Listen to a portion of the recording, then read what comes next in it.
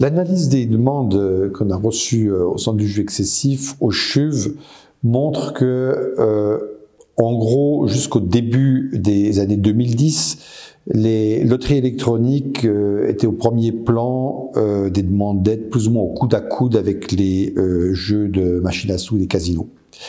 Et à partir de 2012, par là autour, la situation a évolué avec l'entrée en scène des jeux d'argent en ligne.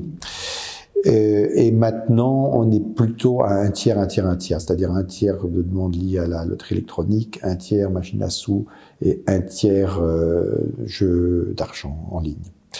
Mais ce qu'il faut quand même souligner, c'est que la part des loteries électroniques est toujours restée à un niveau élevé et qu'en volume, ça représente une augmentation.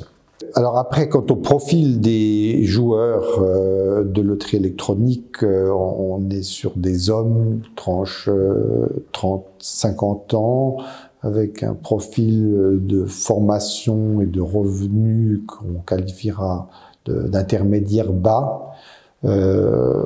Sur le revenu, on est avec une médiane de 3 800 francs, ce qui veut dire que la moitié ont moins que 3 800 francs par mois de revenus, ce qui est évidemment très modeste, surtout quand il s'agit de faire vivre tout un groupe familial. Et dans la plupart des cas, il s'agit de situations sévères sur le plan addictif, avec de nombreuses conséquences négatives et notamment des idées suicidaires présentes dans pratiquement un tiers des situations.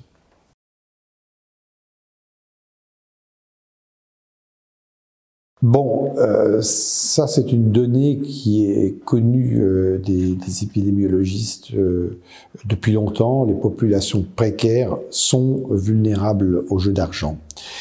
Ça peut s'expliquer de différentes façons. Dans le cadre de notre étude, l'un des éléments qui ressort nettement, c'est l'espoir de gagner beaucoup d'argent avec de faibles mises.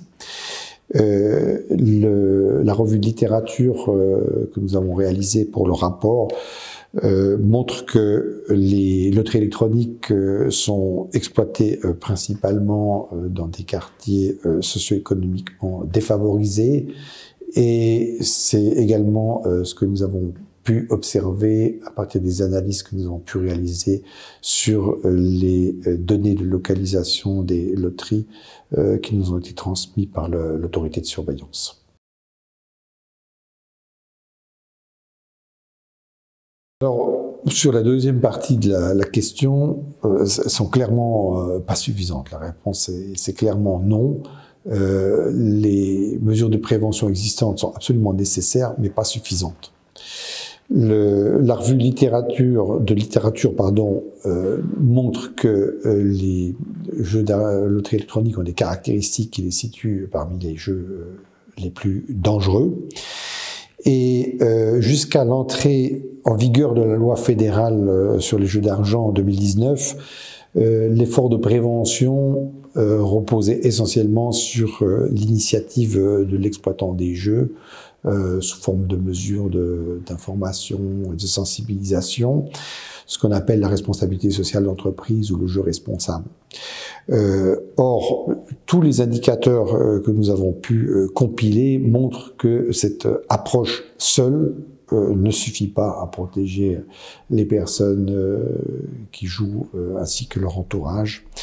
Et donc il faut renforcer les conditions d'exploitation des loteries électroniques en les plaçant au même niveau que d'autres jeux dangereux. Ça veut dire que concrètement, les mesures d'encadrement devraient correspondre à ce qui est prévu pour les machines à sous ou pour les jeux d'argent en ligne.